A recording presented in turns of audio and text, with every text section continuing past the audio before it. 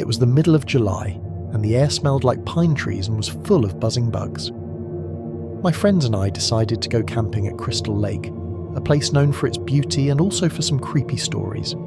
There were 5 of us: me, Josh, Emily, Tyler, and Zoe. We packed our tents, sleeping bags, and loads of snacks, and headed off for what we hoped would be an awesome trip. When we got to the campsite, the sun was setting and shadows were getting long.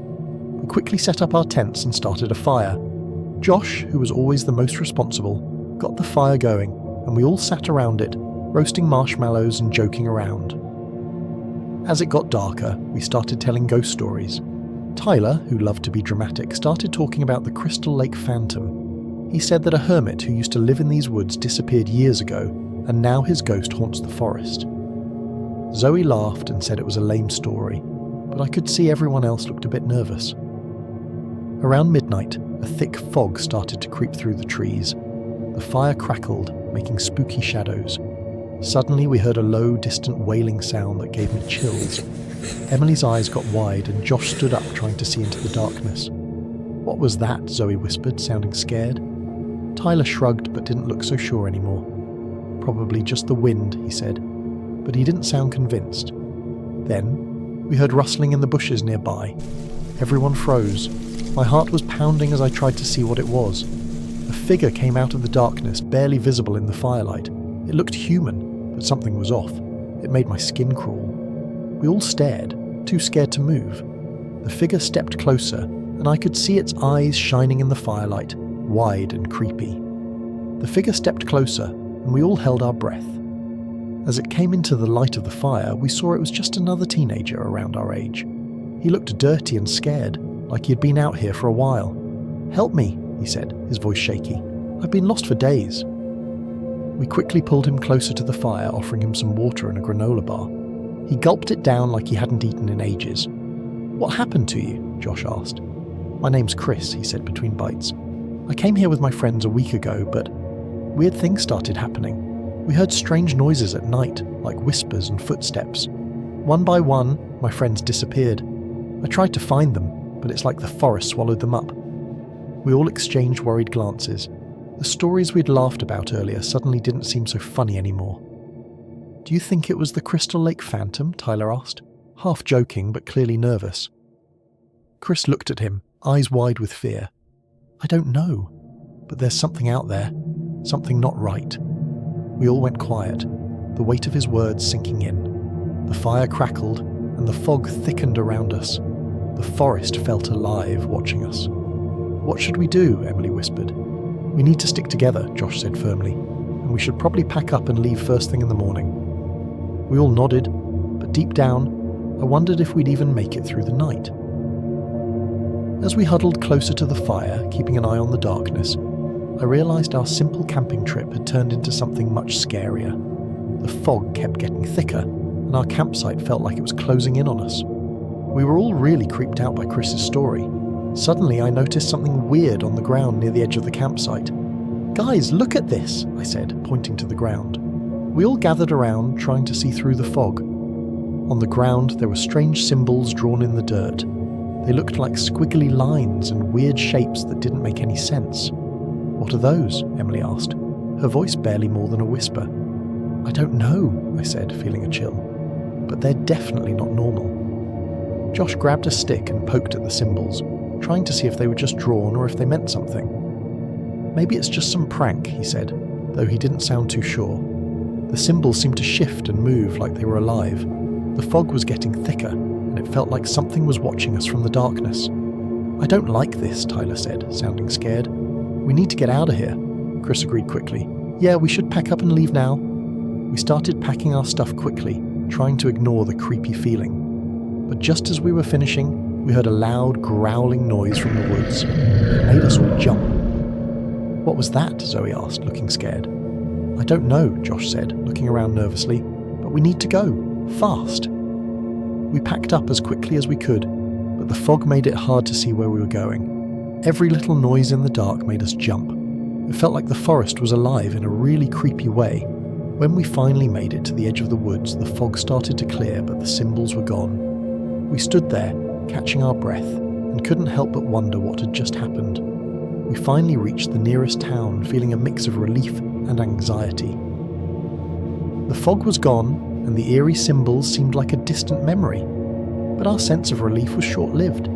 As soon as we arrived, we found a small, cosy diner that looked open. We went inside, hoping to find some answers.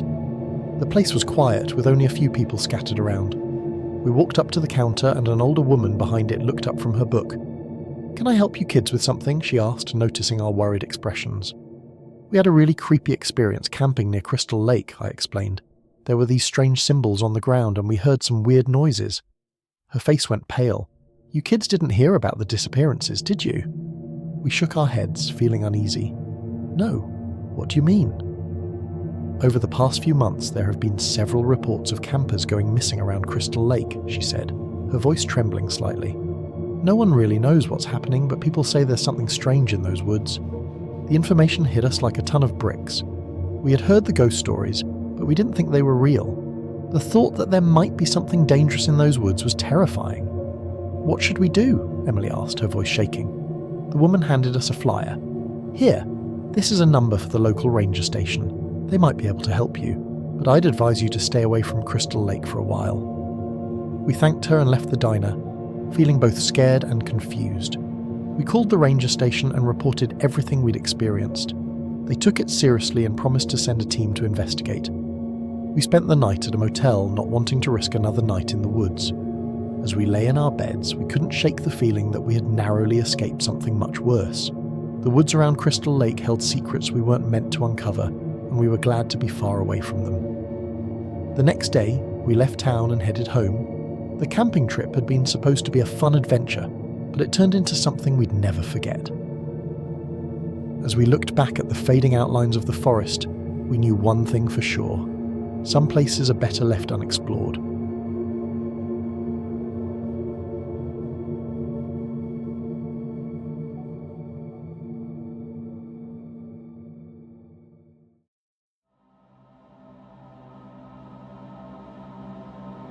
It was a super hot night in the middle of July, and even though it was dark, it felt like the heat was sticking to us.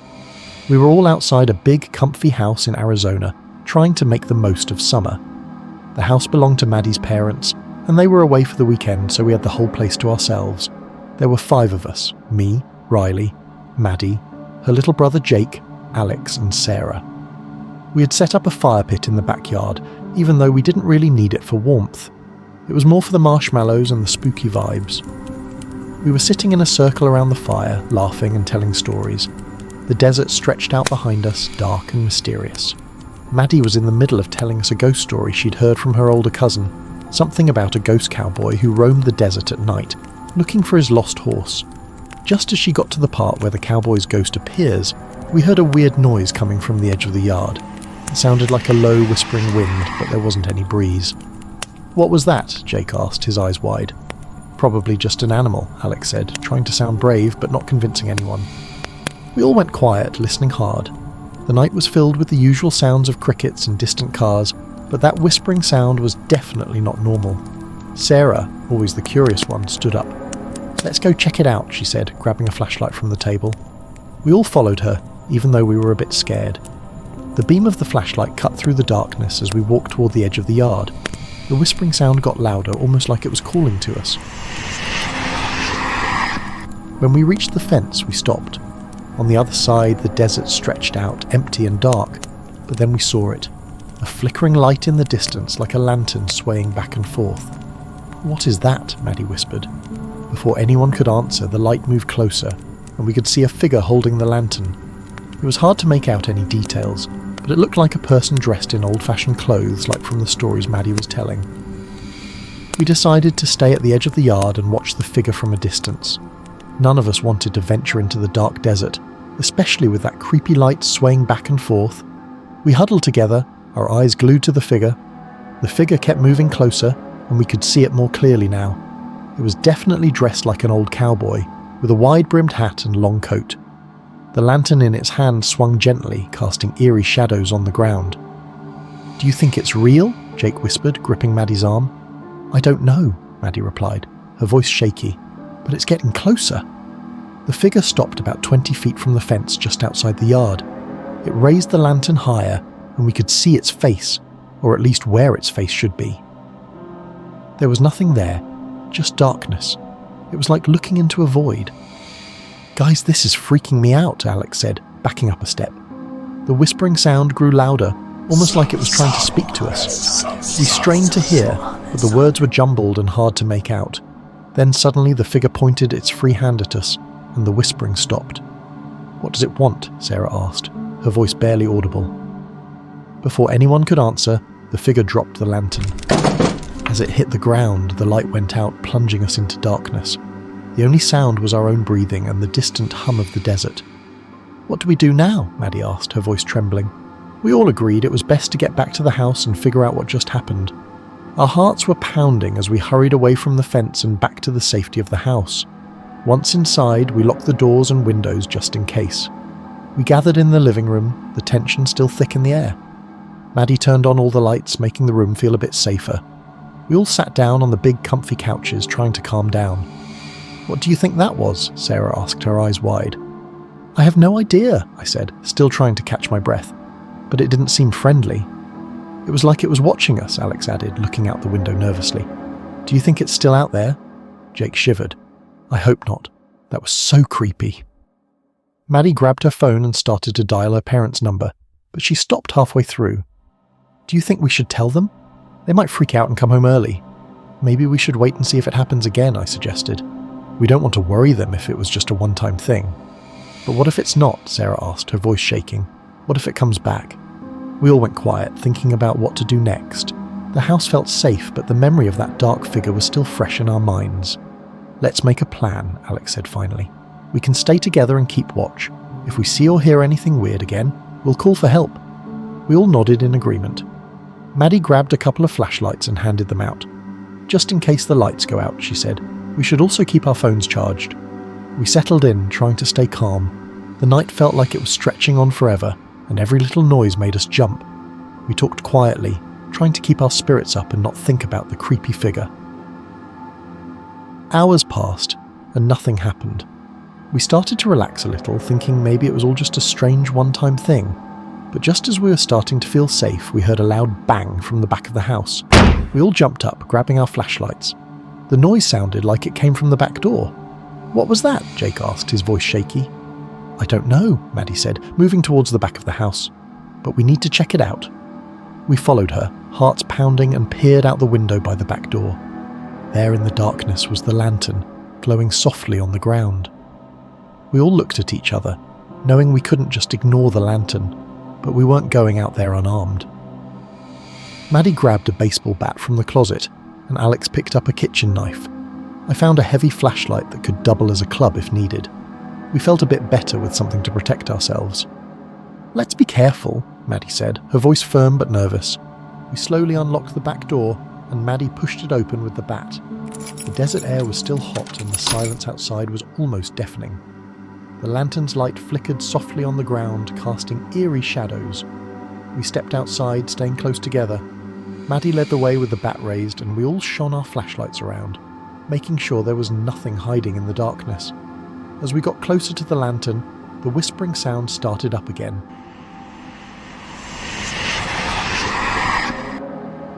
Sending chills down my spine. "Do you hear that?" Alex whispered, gripping his knife tightly. "Yeah," Maddie replied. "Stay close." We finally reached the lantern. It was an old-fashioned, rusty thing, and the light inside it seemed to glow without any visible flame. Maddie knelt down and carefully picked it up, examining it closely. "There's something weird about this lantern," she said, frowning. "It doesn't look like it should be working." Just then, the whispering got louder, almost like it was right next to us. We all spun around, shining our flashlights into the darkness, but we couldn't see anything. "We need to get back inside," Sarah said, her voice shaking. "This is too creepy." We started to head back towards the house when suddenly the lantern flickered and went out, plunging us into darkness. Panic set in as we scrambled to get back to the door. Maddie fumbled with the doorknob, and just as we got inside and slammed the door shut, we heard a low, rumbling growl from the yard. Breathing hard, we locked the door and backed away, our eyes wide with fear. The growling sound faded, but the feeling of dread remained. "What was that?" Jake asked, clutching his sister's arm. "I don't know," Maddie said, her voice trembling, "but I don't think it's safe here anymore." We gathered in the living room again, feeling more scared than before. The lantern was now dark, lying on the floor where Maddie had dropped it. We knew we had to do something, and fast. We knew we couldn't handle this on our own anymore. Maddie grabbed her phone and dialed 911, her hands shaking. 911, what's your emergency? A calm voice answered. Hi, we're at 1234 Desert Ridge Road. We're being stalked by something really strange. It's hard to explain, but we need help right away, Maddie said, trying to keep her voice steady. Okay, stay calm. Officers are on their way. Stay inside and lock all the doors and windows. Is everyone safe? The dispatcher asked. Yes, we're all safe inside the house, Maddie replied, her voice trembling. Good. Stay on the line with me until the officers arrive, the dispatcher said. We huddled together in the living room, Maddie's phone on speaker so we could all hear. The dispatcher kept talking to us, asking us questions to keep us calm. Minutes felt like hours as we waited for help to arrive. The house was silent except for the sound of our breathing and the distant hum of the desert night. Finally, after what seemed like forever, we heard the sound of sirens approaching. Red and blue lights flashed outside the windows and we all sighed in relief. 2 police officers knocked on the front door and Maddie let them in, still holding the bat. Are you all okay? One of the officers asked, looking around. Yes, but something really weird is happening, Maddie said. We saw this creepy figure with a lantern, and we heard strange noises. The lantern's right there, she added, pointing to the old lantern on the floor. The officers exchanged a glance and walked over to the lantern. One of them picked it up, examining it closely. This is an old miner's lantern, he said. Looks like it's been out in the desert for a long time. Weird things have been happening ever since we saw it, Alex said. We heard whispering, and there was this creepy growling sound. The officers nodded, taking our story seriously. We'll take a look around the property, the other officer said. Stay inside and lock the doors behind us. We did as we were told, locking the doors and watching through the windows as the officers searched the yard and the edge of the desert. They moved carefully, shining their flashlights in all directions. After a thorough search, they came back to the house. We didn't find anyone out there, one of the officers said, but we did see some strange tracks leading into the desert. We'll report this and keep an eye on the area. It might just be a prank, but we'll make sure you're safe. Thank you, Maddie said, her voice still shaky. The officers left, promising to patrol the area through the night. We locked the doors again and sat down in the living room, feeling a bit more secure but still on edge. The strange figure and the mysterious lantern had left us all spooked. As the night wore on, we stayed together, talking quietly to keep our nerves in check. Eventually, exhaustion took over, and we all fell asleep on the couches and floor, too tired to keep watch any longer. The next morning, the bright sunlight streaming through the windows made everything feel a bit more normal. We were all relieved to see that the night had passed without any more strange events. Maddie's parents came back later that day, and we told them everything. They were concerned, but glad we were all safe. The police followed up, but they never found any concrete evidence of what we had seen. It was a summer night we would never forget. The desert still held its mysteries, but we were just happy to be safe and together. As we packed up our things and got ready to leave Maddie's house, we made a silent promise to each other. No more spooky adventures around the house at night, at least not until we felt brave enough again. For now, we were just glad to be safe inside, away from the strange happenings of the desert night,